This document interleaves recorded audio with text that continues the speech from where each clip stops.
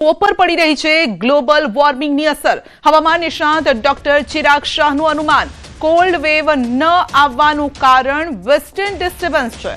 ફેબ્રુઆરીના અંતમાં શિયાળાની વિદાય, માર્ચની શરૂઆતથી ગરમીનો અહેસાસ થશે।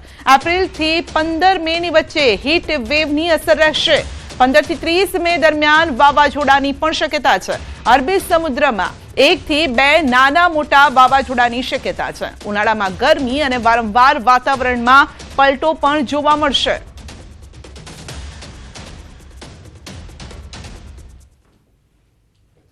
ક્લાઇમેટ ચેન્જની અસર છે તે જોવા મળી રહી છે, કારણ કે શિયાળામાં એક પણ વખત કોલ્ડ વેવની છે તે જોવા નથી મળ્યું, કોલ્ડ વેવ છે અનુભવાયો નથી। ત્યારે આ ક્લાઇમેટ ચેન્જની અસર છે ઋતુઓ ઉપર પડી રહી છે। ત્યારે શિયાળા બાદ હવે ઉનાળો કેવો રહેશે તે આપણે જાણીશું। આપણી સાથે છે કેકાશાસ્ત્રીના પ્રોફેસર ડોક્ટર ચિરાગ શાહ।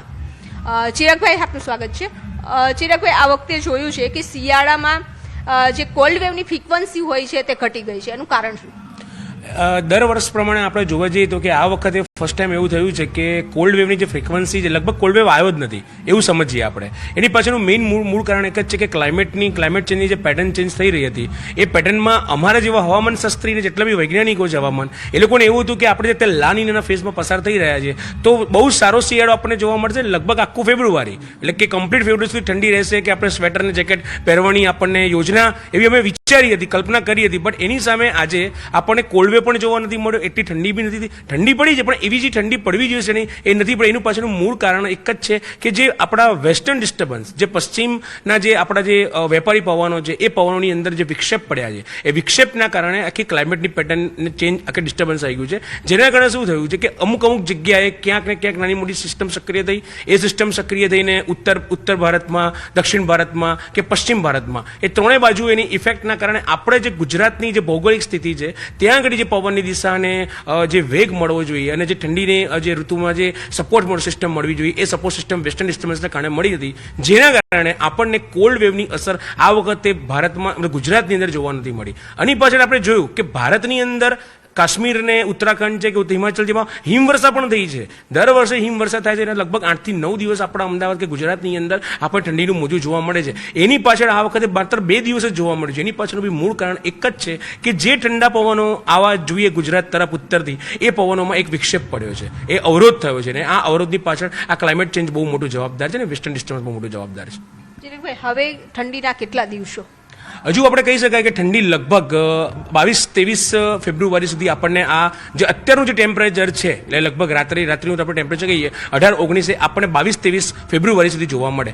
લગભગ એવું કહી શકાય કે માર્ચના ફર્સ્ટ વીકમાં જ આપણે ઠંડીને, મતલબ ઠંડી કમ્પ્લીટલી ગુજરાતમાંથી જતી રહેશે અને ઉનાળાની ધીમે ધીમે શરૂઆત થશે, એટલે કે 31 છે, 34 છે, 37 છે, અને પછી લગભગ એપ્રિલના ફર્સ્ટ વીક સુધી, એટલે માર્ચ એન્ડ અને એપ્રિલના ફર્સ્ટ વીકની અંદર આપણે ઉનાળાની શરૂઆત જોવા મળશે।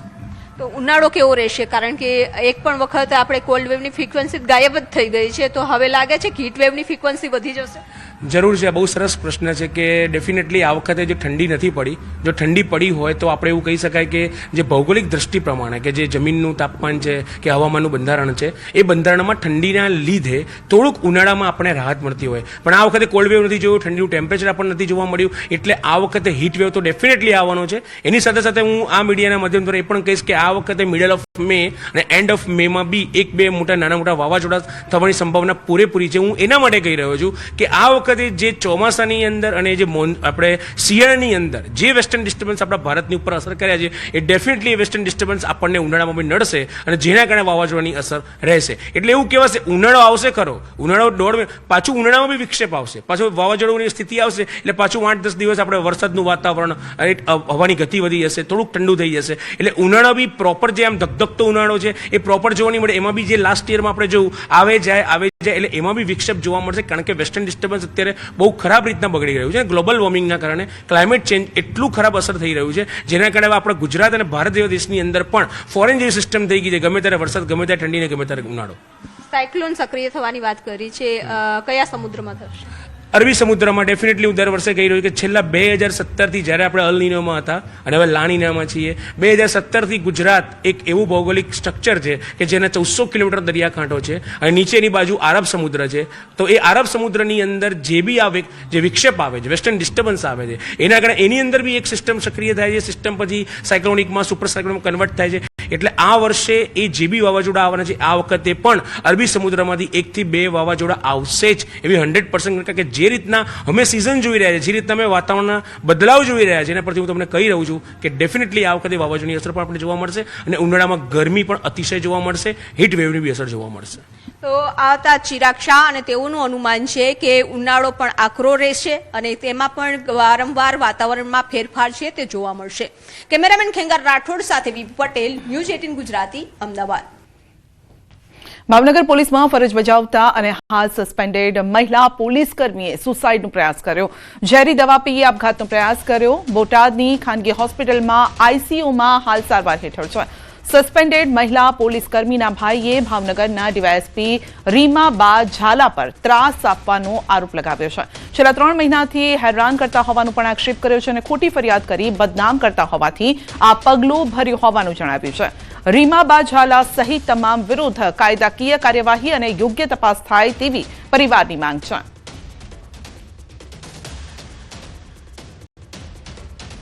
મને રીમા ઝાલા હવે કોઈ સંજોગમાં જીવવા નથી દેવા. 5 ગુના નોંધી નાખ્યા છે. મારું ઘર વેરવિખેર કરી નાખ્યું છે. જેથી ડીવાયએસપી રીમા ઝાલાના કારણે હું આ સુસાઇડ કરું છું. મને જીવતા તો ન્યાય નથી મળ્યો, પણ આશા રાખું છું મર્યા પછી મને ન્યાય મળશે. 5 ગુનામાં જે મારો 1% રોલ નથી હોતો, ત્યાં એક પછી એક ગુનાઓ નોંધાશે રીમા ઝાલા. અને હજી રીમા ઝાલા કેટલા ગુના નહીં નોંધે હજી મને ખાતરી નથી. બેનને હલકી પ્રવૃત્તિઓમાં નાખી દેવામાં આવી, હલકી વિડીયો વાયરલ કરવામાં આવી, હલકી કોમેન્ટો કરવામાં આવી લોકો દ્વારા અથવા એના એ પોતે દ્વારા. એણે અને બધા જ એના જે નૈનાબેનને યારે કોઈ પણ વ્યક્તિ બાંધેલા હોય, કોઈ બોલેલા હોય તો સ્ટાફવાળાને બધાને કે એણે પૂછ્યું કે ભાઈ તમે આ નૈનાબેન વિરુદ્ધમાં તમે પોલીસ ફરિયાદ નોંધાવો. એમ ગોતી અને ફરિયાદો એણે નોંધાવી છે. પહેલાં સસ્પેન્ડ કરવામાં આવ્યા છે અને પછી રીમાબા ઝાલા દ્વારા માનસિક ત્રાસ આપી અને સુસાઇડનું પગલું એણે ભર્યું છે બેને. ન્યાય સાહેબ અમને મળવો જ જોઈએ ને. મારા બેનને સસ્પેન્ડ કર્યા છે. સસ્પેન્ડ કર્યા પછી અમને ન્યાય નથી મળ્યો કે કારણ કે હજી હેરાનગતિ જ આ ચાલુ છે આમનામ. અને એના કારણે કોઈને મરવું સાહેબ અત્યારે થોડું વાલું લાગે. અત્યારે આ બધું સુસાઇડ એના કારણે તો સુસાઇડ કર્યું છે. રાજકોટ શહેર ભાજપના નવનિયુક્ત ઉપપ્રમુખનો એક વિડીયો સામે આવ્યો છે અને જેમાં તેઓ ખુદ ધૂણતા નજરે પડ્યા છે. સોમાભાઈ ભાલિયાને ઉપપ્રમુખ તરીકેની જવાબદારી સોંપવામાં આવી છે. નિમણૂક બાદ તેમનો એક વિડીયો સોશિયલ મીડિયામાં વ્યાપક રીતે ચર્ચાનો વિષય બન્યો છે. વાયરલ થયેલા વિડીયોમાં સોમાભાઈ ભાલિયા માતાજીના માંડવામાં ભક્તિભાવ સાથે ધૂણતા તેમજ પોતાના વાંસામાં સાંકળો ઝીંકતા નજરે પડ્યા છે. આ વિડીયો જાહેર થયા બાદ રાજકીય અને સામાજિક વર્તુળોમાં વિવિધ પ્રતિક્રિયાઓ જોવા મળી રહી છે. ભાજપના સૂત્રો અનુસાર સોમાભાઈ ભાલિયા માતાજીના અનન્ય ભક્ત તરીકે ઓળખાય છે અને પોતાના સમાજમાં તેઓ લોકચાહના ધરાવે છે. તેમના સમર્થકો આ વિડીયોને તેમની ધાર્મિક આસ્થા અને વ્યક્તિગત વિશ્વાસ સાથે જોડે છે. ઉલ્લેખનીય છે કે અગાઉ પણ ભાજપના વરિષ્ઠ નેતા અને પૂર્વ મંત્રી અરવિંદ રૈયાણીના માતાજીના માંડવામાં ધૂણતા દ્રશ્યો સોશિયલ મીડિયામાં સામે આવ્યા હતા. જે સમયે પણ ચર્ચા જાગી હતી. ભાજપ દ્વારા આ મામલે કોઈ સત્તાવાર પ્રતિક્રિયા આપવામાં નથી આવી.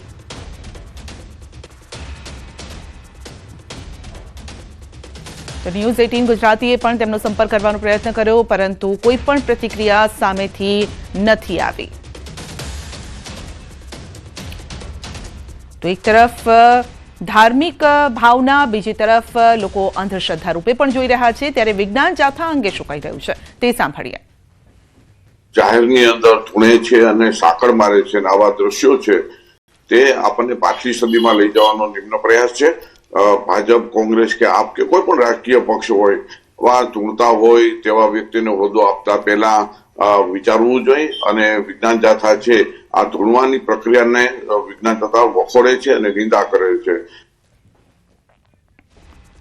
રાજકોટ શહેર ભાજપના ઉપાધ્યક્ષ સોમાભાઈ ભાલિયાના વાયરલ થયેલા વિડીયો અંગે સોમાભાઈ ન્યૂઝ 18 ગુજરાતી સાથે વાતચીત કરી, જેમાં સોમાભાઈ ભાલિયાએ કહ્યું છે કે હાલ જે વિડીયો વાયરલ થયો છે તે ખૂબ જ જૂનો છે, તેમજ વાયરલ વિડીયોમાં પોતાની વર્તણૂકને શ્રદ્ધા અને આસ્થા સાથે જોડાયેલી હોવાનું જણાવ્યું, તેમજ કોઈ હિત શત્રુ દ્વારા જાણી જોઈને વાયરલ કરવામાં આવ્યો હોવાનું જણાવ્યું છે। જોકે જાહેર ક્ષેત્ર સાથે જોડાયેલા વ્યક્તિએ આ પ્રકારનું વર્તન જાહેરમાં કરવું તે યોગ્ય છે કે કેમ તે અંગે તેમણે કોઈ સ્પષ્ટ પ્રતિક્રિયા આપવાનું ટાળ્યું છે।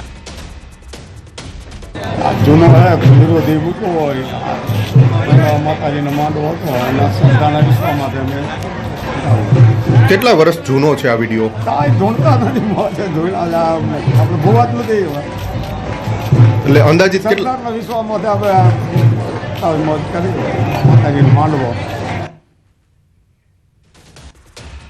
રાજકોટ ઉપાધ્યક્ષ સોમાભાઈ ભાલિયાના વાયરલ વિડીયો મુદ્દે ભાજપ પ્રવક્તા ડોક્ટર અનિલ પટેલનું નિવેદન છે। સોમાભાઈ અમારા સિનિયર નેતા છે, વિડીયોમાં દેખાય છે કે તે ભક્તિમાં લીન છે। સાંકળવાળો વિડીયો પણ જોયો, પરંતુ કેટલાક સમાજમાં આવી પરંપરા હોય છે અને તેમની અંધશ્રદ્ધા બાબતનો કોઈ ફીડબેક નથી મળ્યો। શ્રદ્ધા અને અંધશ્રદ્ધા એક પાતળી ભેદ રેખા છે આ વચ્ચે, અને તે વ્યક્તિગત રીતે ધાર્મિક સામાજિક સેવા કરનાર વ્યક્તિ છે। કેટલાક સમાજોમાં કેટલાક પ્રકારની પરંપરા હોય છે। મેં સાંકળવાળો બી જોયો, ઘણા જ ધાર્મિક સમૂહોમાં આ પ્રકારની પરંપરાઓ પણ ચાલતી હોય છે, અને મેં ત્યાંથી થોડા ફીડબેક પણ મેળવ્યા છે, અને એ એમની એક સામાજિક પરંપરાની સાથે સાથે એ પોતે ખૂબ ધાર્મિક આસ્થા ધરાવનાર વ્યક્તિ છે, અને એમાં અંધશ્રદ્ધા કે એ પ્રકારનું કોઈ વર્તન હોય એવું કોઈ ફીડબેક મળ્યું નથી, અને કદાચ દ્રશ્યમાં પણ દેખાતું નથી। સુરતના કતારગામમાં 5 વર્ષની બાળકીનું મોત થયું છે। બાળકીનું શરદી, ખાંસી, તાવના કારણે મોત થયું છે। બાળકીને છેલ્લા 8 દિવસથી શરદી, ખાંસી અને તાવ આવ્યો હતો। 4 દિવસ ખાનગી હોસ્પિટલમાં સારવાર બાદ તબિયત વધુ ખરાબ થતા તેને સિવિલ હોસ્પિટલ લઈ જવાઈ હતી। સિવિલ હોસ્પિટલ લઈ જતા તબીબે મૃત જાહેર કરી।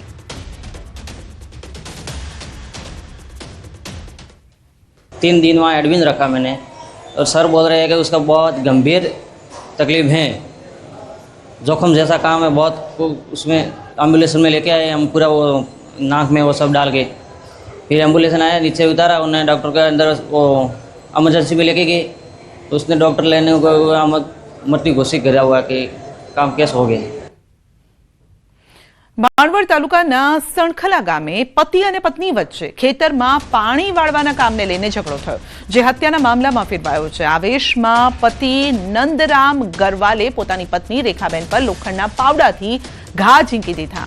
છાતી અને આંખના ભાગે આડેધડ મુક્કા મારી ગંભીર ઈજા પહોંચાડી।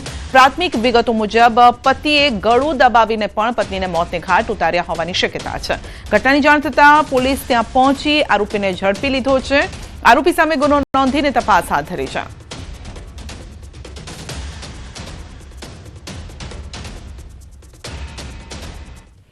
સાબરકાંઠા પ્રાંતિજના સોનાસણ ગામે બંધ ઘરમાં ધોળા દિવસે થઈ છે ચોરી। તસ્કરોએ ઘરમાં ઘૂસી તિજોરીના લોકરમાંથી સોનાના ઘરેણાની ચોરી કરી છે। 350 ગ્રામ સોનાના દાગીનાની ચોરી કરાઈ છે। 50 લાખ રૂપિયાથી વધુની કિંમતના ઘરેણા ચોરી થયા છે। મંગળસૂત્ર 2, દોરા 2, સોનાની બુટ્ટી 6, વીંટી 9 સહિતના દાગીનાની ચોરી થઈ છે। ઘટનાના પગલે પ્રાંતિજ પોલીસની ટીમ સ્થળ પર પહોંચી અને તપાસ હાથ ધરી। તસ્કર જાણ ભેદો હોવાની દિશામાં પણ તપાસ હાથ ધરાઈ છે। પરિવાર ગાંધીનગરના ચંદ્રાલા ગામે સમૂહ લગ્નોત્સવમાં ગયો હતો, અને તે દરમિયાન તસ્કરોએ બંધ ઘરને નિશાન બનાવ્યું।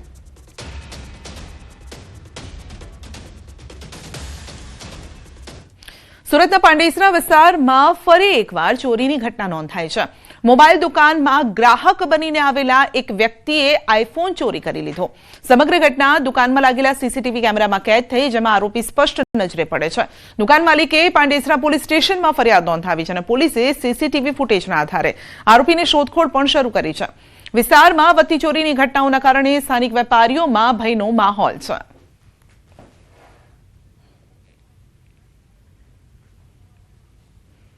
ભરૂચના અંકલેશ્વરમાં જાહેર માર્ગ પર જોખમી રીતે વાહન ચલાવનાર 4 શખ્સની ધરપકડ કરવામાં આવી છે। ભારતમાલા નવી દિલ્હી મુંબઈ એક્સપ્રેસ હાઈવે પર પૂરપાટ ઝડપે ગાડી ચલાવી હતી। પ્રી વેડિંગ વિડીયો શૂટિંગના બહાને જોખમી રીતે વાહન ચલાવી લોકોના જીવ જોખમમાં મૂક્યા. વિડીયો વાયરલ થતા પોલીસે 6 શખ્સ સામે ગુનો દાખલ કરી 4ની ધરપકડ કરી છે. ફોનગામ નજીક કેબલ બ્રિજ પર એક બુલેટ અને 4 ગાડી પૂર ઝડપે ચલાવી હતી. રોડની વચ્ચે વાહનો ઊભા રાખી ટ્રાફિકમાં અડચણ ઊભું કરી પ્રી વેડિંગની રીલ્સ બનાવી હતી.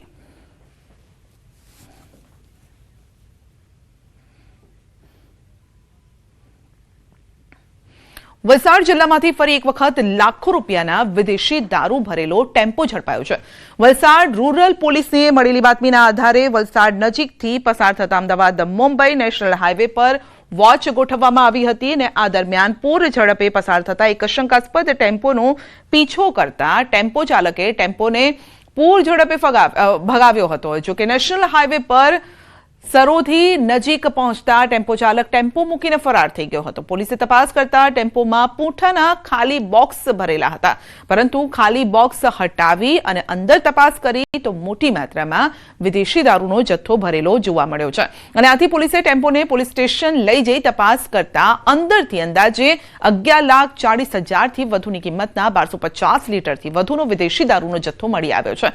જોકે આરોપીઓ ફરાર થઈ ગયા અને આથી પોલીસે ટેમ્પો નંબરના આધારે દારૂ ભરનાર અને દારૂ મંગાવનાર સુધી પહોંચવા માટે તપાસ હાથ ધરી છે.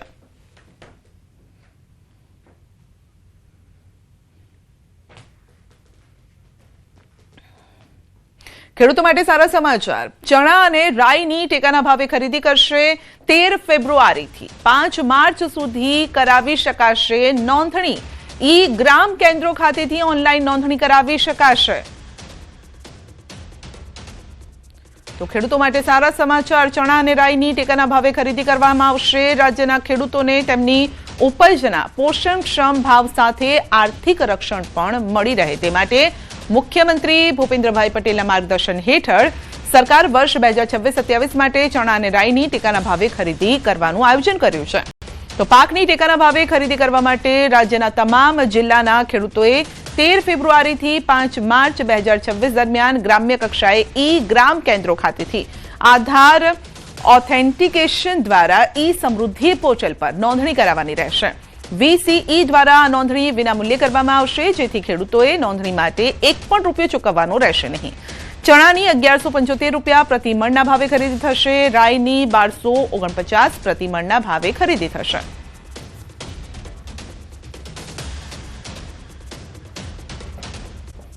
See, war is there in Ukraine, war was there in Gaza, war is there in the Middle East, threat of war is there in Iran.